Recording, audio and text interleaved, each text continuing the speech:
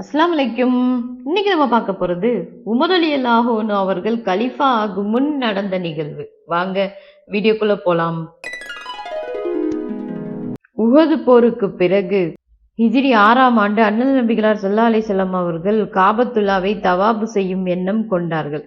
பார்ப்பவர்களுக்கு எந்த வகையிலும் போரிட வருகிறோமோ என்னும் சந்தேகம் வந்துவிடக் கூடாது என்பதற்காக யாரும் ஆயுதம் ஏந்தக்கூடாது என கட்டளையிட்டார்கள்.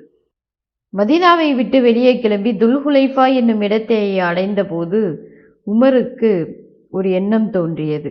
அதை அண்ணல் நபி ஸல்லல்லாஹு அலைஹி வஸல்லம் அவர்களிடம் சென்று கூறினார்கள். யா ரசூலல்லாஹ், இப்படி ஆயுதம் ஏதும் இல்லாமல் பகைவரின் பூமியை அடைவது உசித்தமான செயலாக இல்லையே என கேட்டார்கள்.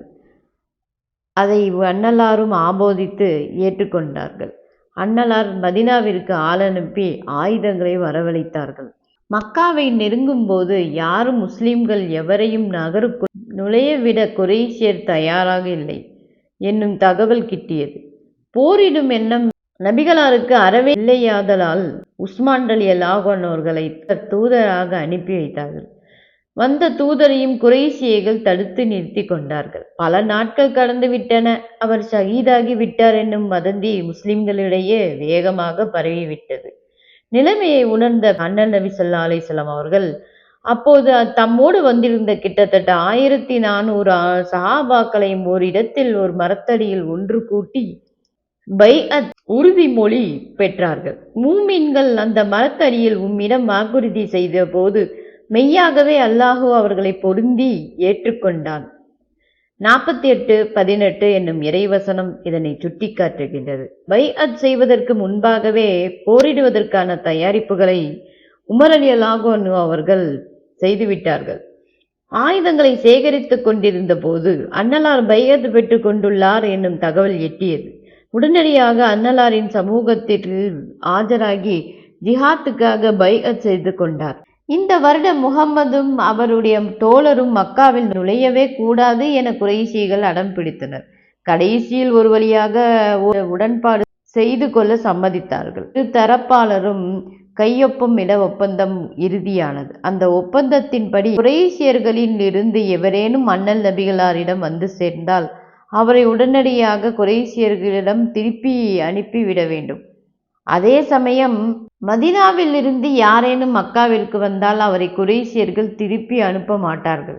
இயல்பாகவே ரோஷ உணர்வு மிகுந்திருந்த உமர் ரலியல்லாஹு அன்ஹு அவர்களுக்கு இந்த ஒப்பந்தம் வேம்பாய் கசந்தது. அன்னலாரின் சமூகத்தில் ஆஜராகி சத்திய பாதையில் நாம் இருப்பது உண்மையானால் இத்தகைய ஒப்பந்தத்தில் எதற்காக கையெழுத்திட வேண்டும் என சற்று உரத்தே கேட்டார்கள். நான் இறைவனின் தூதராக உள்ளேன். இறைவனின் விருப்பத்திற்கு மாற்றமாக என்னால் எதுவும் செய்ய இயலாது என்றார்கள் அண்ணல் நபி ஸல்லல்லாஹு அலைஹி வஸல்லம் அவர்கள். வேகம் தணியாத உமர் ரலியல்லாஹு அன்ஹு அவர்கள் அபூபக்கர் ரலியல்லாஹு அன்ஹு அவர்களிடம் சென்று இதே வார்த்தைகளை சொன்னபோது அவர்களும் இதே பதிலே தந்தார்கள். பிற்காலத்தில் தாம் இப்படி அத்துமீறி நடந்து கொண்டதை நினைத்த உமர் ரலியல்லாஹு அன்ஹு அவர்கள் பெரிதும் மனம் வருந்தினார்கள். அதற்கு பகிரமாக செல்வத்தை வாரி வழங்கினார்கள்.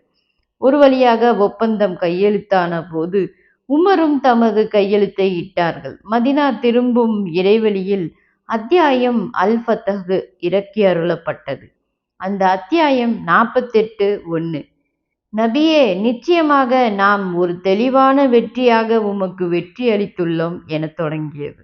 அப்போது உமரை அழைத்த அன்னலார், உமரே, இன்றைய தினம் எனக்கு ஓர் அத்தியாயம் இறக்கி அருளப்பட்டது.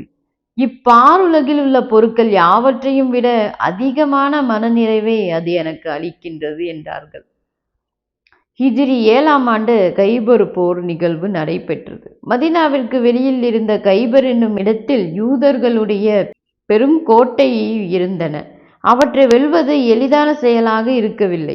முதலில் அபூபக்கர் ரலியல்லாஹு அன்ஹு அவர்கள் படைக்கு தலைமை தாங்கினார்கள். அதன் பின்பு உமர் ரலியல்லாஹு அன்ஹு அவர்கள் தலைமை ஏற்றார்கள். ஆனால் வெற்றி என்னவோ அலி ரலியல்லாஹு அன்ஹு அவர்களுக்கு காத்து கொண்டிருந்தது. அலி ரலியல்லாஹு அன்ஹு அவர்கள் கைபரை வென்றார்கள்.